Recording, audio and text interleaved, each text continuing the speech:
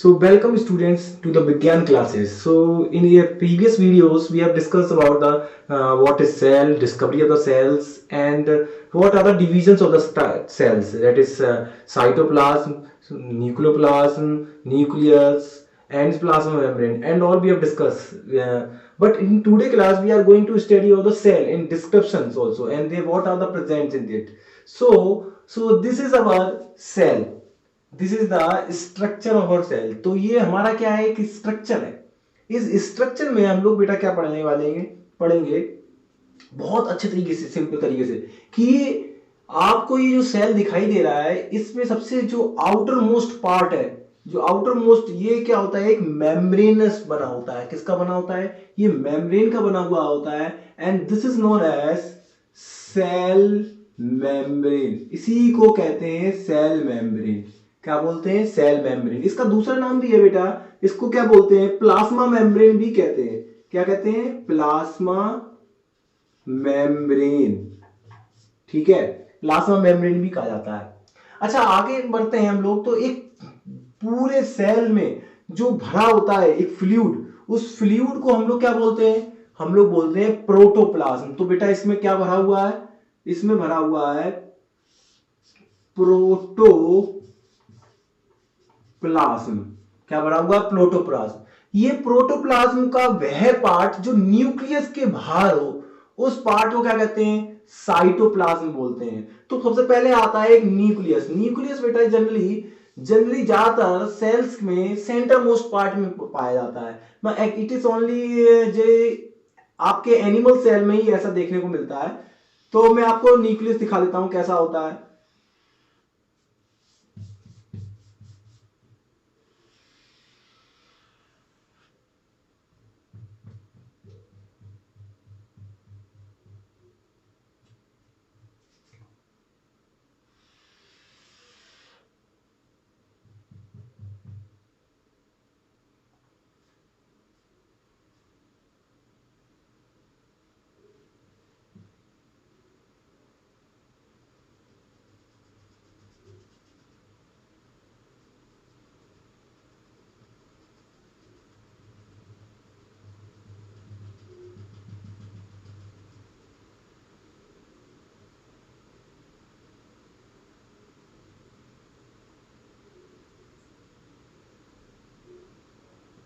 So this is our nucleus. ये कुछ एक न्यूक्लियस दिखने जैसा लग रहा है बेटा। ये क्या होता है, ये जो आपको मैं दिख रहे हैं, मैं बता दूं कि इस न्यूक्लियस के अंदर एक क्या होता है, इस न्यूक्लियस के अंदर भरा होता है क्रोमेटिन। क्या भरा होता है, क्रोमेटिन रेक्टिकुलम। ये धागा जैसे दिखने में होता है, यही डीएनए से बनता है। तो क्रोमेटिन रेक्टिकुलम किससे बना होता है, डीएनए से बना होता है। तो हमने क्या बोला कि इसके अंदर क्या भरा हुआ है, क्रोमेटिन रेक्टिकुलम। ठीक है, ये बना किससे है, ये जो धागे दिख रहे हैं, ये जो धागे दिख रहे हैं, ये एक सिंगल सा धागा, ये ऐसे, इसको हम क्या कहते हैं, डीएनए बोलते हैं। क्या बोलते हैं, डीएनए। और ये है क्या, जेनेटिक मटेरियल। यही पेरेंट से एक पापा मम्मी से बच्चों में जाता है, जेनेटिक मटेरियल बोलते हैं इसको। ठीक है, अच्छा बात करते हैं इसके अंदर एक और, ये पूरा बनाया मैंने, ये क्या है हमारा, इसको बोलते हैं न्यूक्लियस। और जो इसके अंदर भरा है, एक फ्लूइड भरा है, पूरे में एक फ्लूइड भरा हुआ है, उस फ्लूइड को बोलते हैं क्या, न्यूक्लियोप्लास्ट।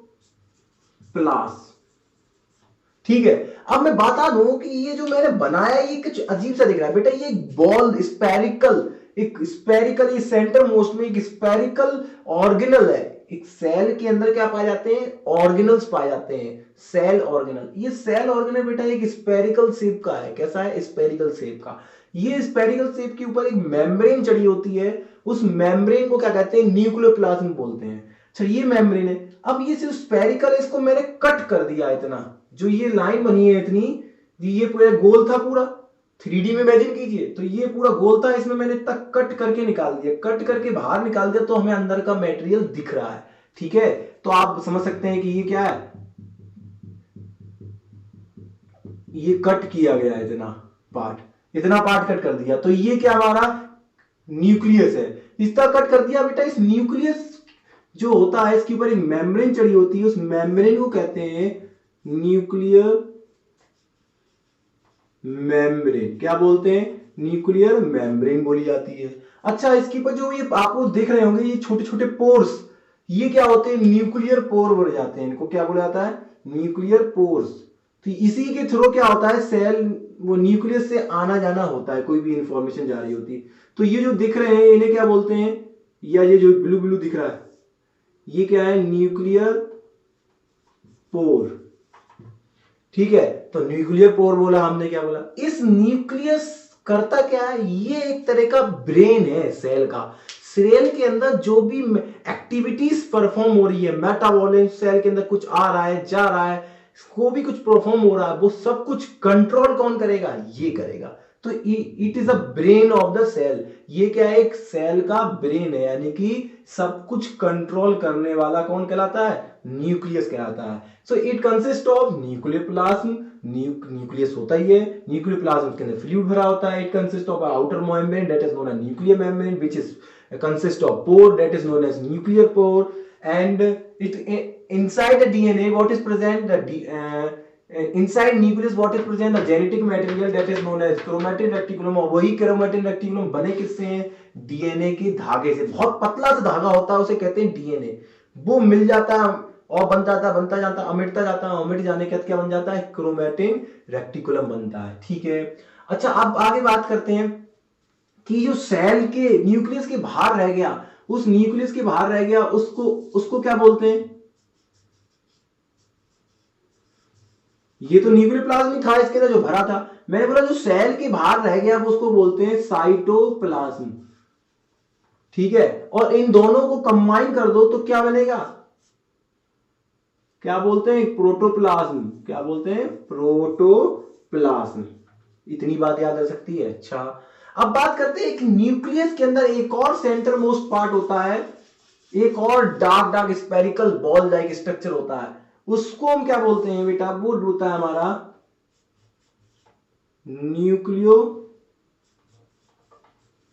न्यूक्लियोलस। ब्रेन के अंदर, वो ब्रेन कह रहे हैं, सेल के ब्रेन के अंदर, सेल का ब्रेन कौन? न्यूक्लियस। उस न्यूक्लियस के अंदर भी एक और पार्ट है जो डार्क स्पेरिकल बॉल इस दिख रहा है, वो हमारा क्या है? न्यूक्लियोलस है। ये क्या करता है? ये एक फैक्ट्री की तरह काम करता है। ये आपके बेटा राइबोसोम्स को बनाता है। क्या बनाता है? राइबोसोम्स को। आगे और बताएंगे भी, और भी फिर से डिस्कस करते हैं। अच्छा बेटा, बात आती है कि सेल की जो न्यूक्लियस है, इस न्यूक्लियस के चारों ओर एक ऑर्गेनल है। उस ऑर्गेनल ने क्या किया है? न्यूक्लियस को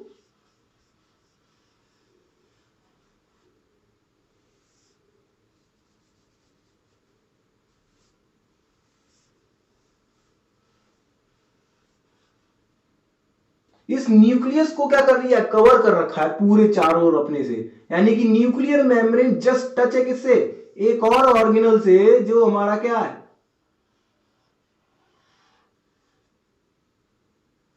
कुछ इस तरह से दिखने वाला ऑर्गेनल है हमारा। ठीक है,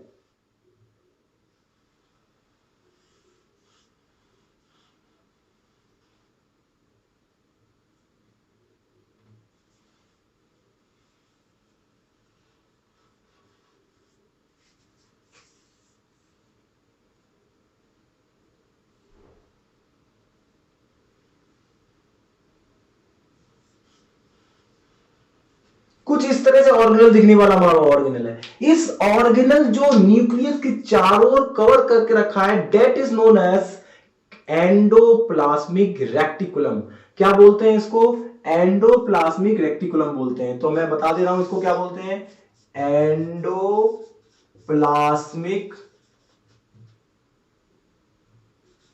एंडोप्लाज्मिक रेक्टिकुलम। एंडोप्लाज्मिक रेक्टिकुलम बोला जाता है। तो आप ध्यान से देखिए कि न्यूक्लियर की जो मेम्ब्रेन है और ये दोनों बिल्कुल पास ही पास हैं, और दोनों मिल जाते हैं, और दोनों क्या होते हैं? इसके चारों ओर घेर रखा है। इस ऑर्गेनल को कहते हैं क्या? Endoplasmic reticulum. अब ये एंडोप्लाज्मिक रेक्टिकुलम करता क्या है? ये बेटा साइटोप्लाज्म, प्रोटोप्लाज्म को बनाने में हेल्प करता है। इसके फंक्शंस भी पढ़ेंगे, मगर अभी हमको पता होना चाहिए कि कौन कौन सी चीज होती है। जैसे फर्स्ट ऑफ ऑल, अगर मैं क्लास में आ रहा हूं तो मुझे किसी के नेचर के बारे में नहीं पता होता। सबसे पहले मैं जानता हूं कि बेटा कौन कौन है, फिर नेचर के बारे में पढ़ते हैं। तो सबसे पहले देख तो ले सेल में क्या क्या होता है। सबसे पहले आया कि अब न्यूक्लियस, न्यूक्लियस के बाद आता है फार न्यूक्लियस के चारों घेर रखा है, that is known as endoplasmic reticulum. ये एंडोप्लाज्मिक रेक्टिकुलम सेल की सेल में मैन्युफैक्चर, सेल का प्रोटोप्लाज्म, साइटोप्लाज्म और बनाने में हेल्पफुल होता है। ये आपका प्यूरिफिकेशन, सेल में जो भी गंदगी होगी, साइटोटॉक्सिफिकेशन, टॉक्सिन या सब्सटेंस यानी गंदगी को बाहर फेंकने में काम करेगा, हेल्प करेगा। ये सारे फीचर्स होते हैं इसके। अब ये न्यूक्लियस के ऊपर होता है, तो जो कुछ होते, इसके भी दो पार्ट होते हैं एंडोप्लाज्मिक रेक्टिकुलम के। एंडोप्लाज्मिक रेक्टिकुलम बेटा दो प्रकार के होते हैं, एक होता है रफ, एक होता है आपका स्मूथ। इस रफ कौन सा होता है? रफ वो होता है जिसके ऊपर क्या आ जाते हैं, जिसके ऊपर कुछ small small,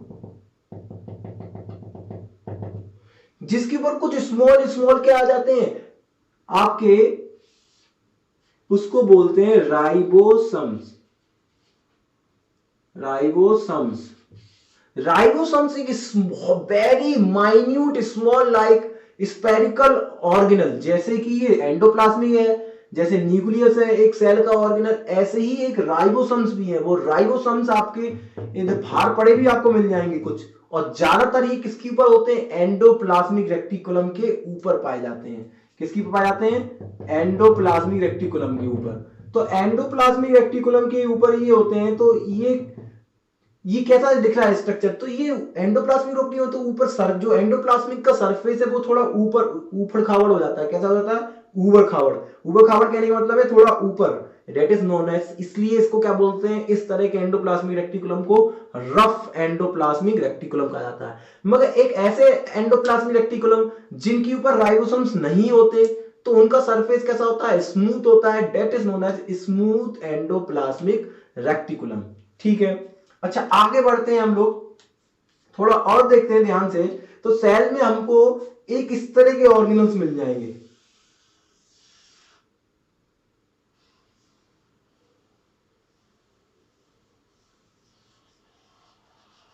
it is look like a शू।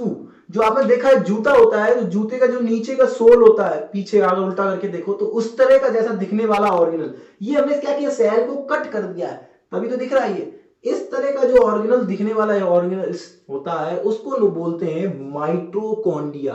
क्या बोलते हैं? माइटोकॉन्ड्रिया। ये एक ऐसा सेल का ऑर्गेनल है जहां पे एनर्जी बनती है। क्या बनती है? एनर्जीज बनती है। यानी कि एक तरह से ये कह सकते हैं कि ये power house of the cell होता है। सेल का जो भी एनर्जी डेवलपमेंट होगा, एनर्जी बनेगी, मैन्युफैक्चरिंग करेगा, जो भी कुछ, वो सारी एनर्जी का प्रोडक्शन कहां पे होता है? माइटोकॉन्ड्रिया के अंदर। तो इसलिए इसको क्या बोलते हैं?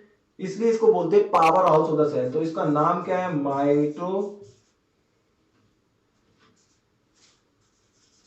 माइटोकॉन्ड्रिया। माइटोकॉन्ड्रिया ये क्या है? एक हमारा एक ऑर्गेनल है जो हमारी इसकी क्या करता है? एनर्जी बनाता है। ये बेटा इस सेल में क्या होते हैं? बहुत पाए जाते हैं, बहुत सारे होते हैं। ये केवल प्लांट सेल में पाए जाते हैं। एक और खास बात ये आप नोट आउट कीजिएगा कि ये हमारे क्या होते हैं? It is only found in plant sales.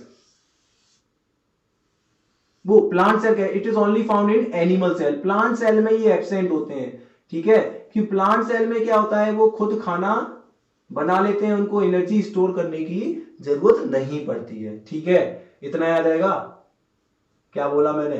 तो आपको साइटोप्लाज्म को दिखाने के लिए आप साइटोप्लाज्म ऐसे कह सकते हो। ठीक है, अच्छा अब आता है बारी कि एक और ऑर्गेनल होता है जो हमारा क्या करता है? सेल के लिए फूड बनाता है, विच इज मैन्युफैक्चर। जो क्या करता है? किचन होता है एक तरह का। किचन मतलब खाना बनाने वाला। उस तरह के ऑर्गेनल को हम बोलते हैं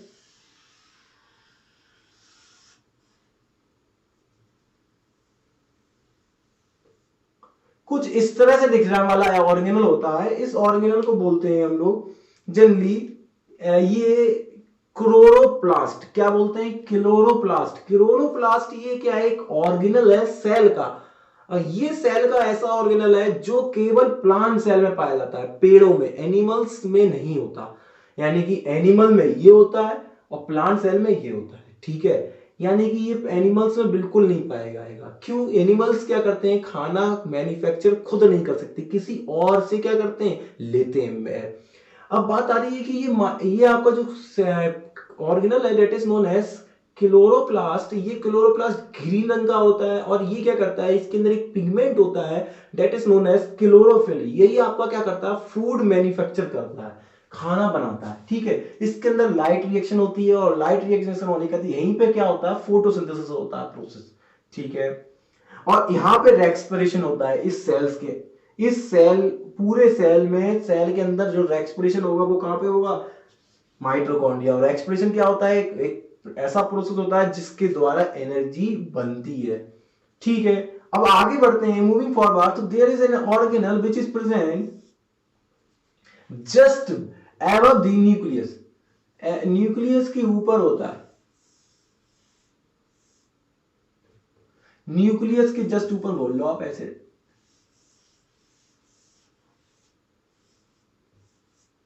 ये इस तरह का एक ऑर्गेनल दिख रहा है आपको जो देखने में लग रहा है। ये इस ऑर्गेनल का नाम है बेटा, इस ऑर्गेनल को कहते हैं गोल्गी बॉडी। क्या बोलते हैं?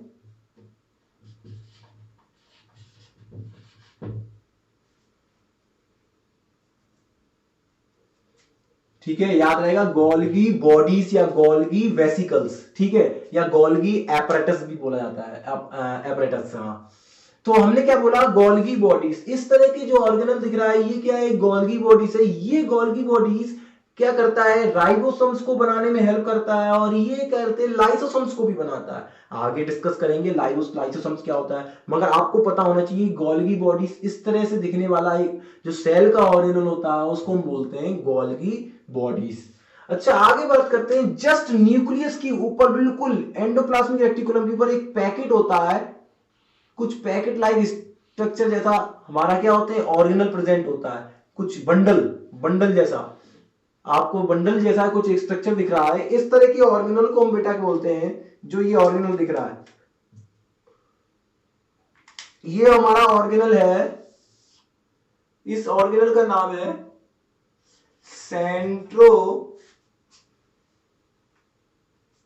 सेंट्रोइड। क्या बोलते हैं इसको? सेंट्रोइड बोलते हैं। ये सेंट्रोइड बेटा एक ऐसा ऑर्गेनल है जो सेल डिवीजन में हेल्प करता है। सेल डिवीजन मतलब जब एक सेल है, एक सेल से जब दो सेल होते हैं, एक ही सेल है, जब डिवाइड होगा, डिवाइड होके वो दो बनेगा, तो उसमें के उस केस में ये क्या होता है?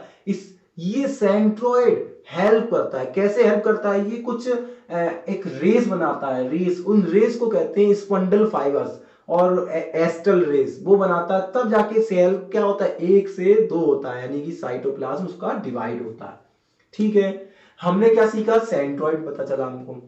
अब एक और चीज होती है एक सेल में,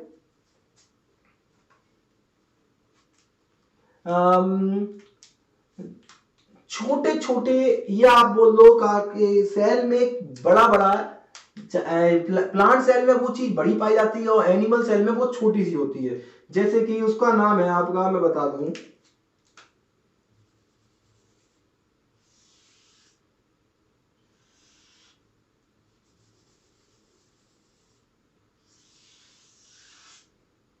ये एक एम्प्टी स्पेस है। यानी कि सेल के अंदर भी क्या होती है? एक खाली जगह होती है।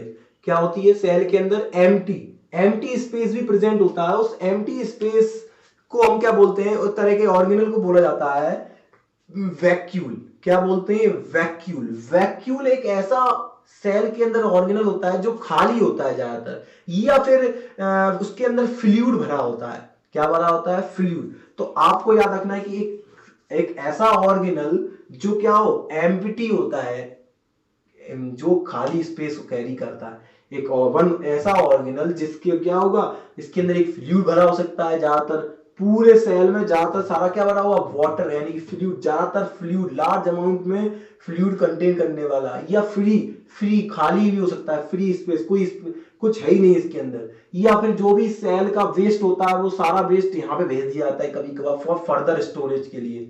तो स्टोरेज के रूप में जो काम करता है उस तरह के ऑर्गेनल को कहते हैं क्या, गोदाम जैसा, इसको बोलते हैं वैक्यूल। यानी जो भी कुछ है सब चीज स्टोर कर लेगा, कुछ नहीं है तो खाली है, ठीक है। इस तरह के ऑर्गेनल को बोलते हैं वैक्यूल। ये प्लांट सेल में बहुत बड़ा होता है वैक्यूल, सबसे ज्यादा जगह ले लेता है, न्यूक्लियस नीचे पहुंच जाता है। मगर एनिमल सेल में वैक्यूल बहुत छोटे छोटे पाए जाते हैं, ठीक है। तो आप इतना बता सकते हैं। तो ये हमारा ऑर्गेनल का नेम क्या हुआ, तो आप इस वाले ऑर्गेनल का नाम बताएंगे वैक्यूल।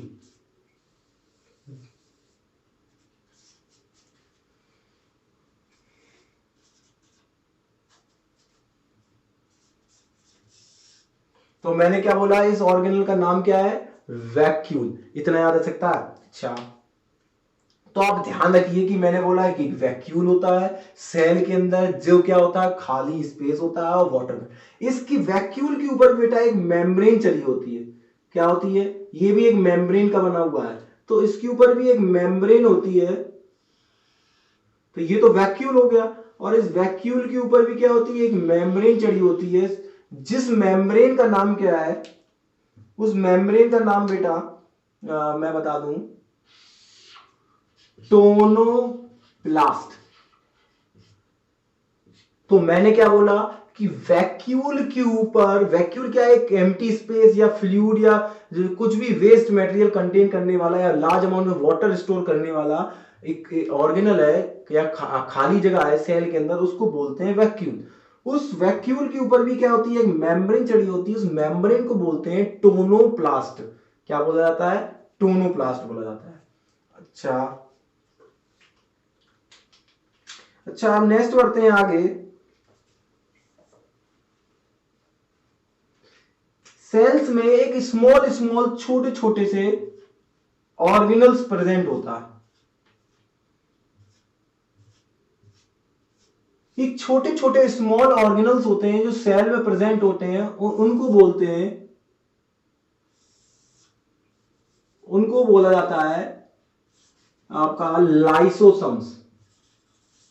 लाइसोसम्स क्या होते हैं, लाइसोसम्स। अब ये लाइसोसम्स क्या होते हैं जरा ये भी देख लेते हैं बेटा। देखो अभी सेल का स्ट्रक्चर क्या हो रहा है, बहुत ज्यादा कॉम्प्लिकेटेड भरता जा रहा है, तो आप ध्यान से देखिएगा तभी आपको समझ में आएगा, ठीक है। तो मैंने क्या बोला कि सेल के अंदर भी क्या होते हैं, छोटे छोटे small small spherical goal like organelles होता है। इस ऑर्गेनल को बोलते हैं लाइसोसोम्स। ये क्या करते हैं बेटा, ये एक तरह का जो भी बॉडी में ऐसे बोल दीजिए, तो लाइसोसोम्स मैंने क्या बोला कि लाइसोसोम्स एक ऐसे बॉडी में होते हैं जो क्या करते हैं, ज्यादातर इसमें एंजाइम्स भरी होती हैं, इतनी पावरफुल एंजाइम्स होती हैं जो क्या करती हैं, सेल को भी क्या कर सकती हैं, डाइजेस्ट करती हैं। तो सपोज मैंने बोला कि हमारी सेल में कुछ डेड बॉडीज है, मतलब सेल है हमारा, ये इस सेल में भी हमारे ऐसे ऑर्गेनल्स जिसमें क्या हो, जो ऑर्गेनल्स डेड हो जाते हैं, सपोज हमारी बॉडी है, उस बॉडी में भी क्या होते हैं, पूरे सेल्स कभी कभार मर जाते हैं, तो हमारी बॉडी क्या करती है, उस पुराने सेल डेड सेल्स को हटा देती है। तो ऐसे ही सेल में ये इतने सारे ऑर्गेनल्स में से कोई भी ऑर्गेनल जो मर जाता है, डेड हो जाता है, ये सपोज ये मर गया, ये डेड हो गया, तो जो डेड हो गए तो वो सेल्स में रहते हैं, साइटोप्लाज्म में डले होते हैं, उनको हटाने का काम कौन करता है, हटाने का काम करता है लाइसोसोम्स।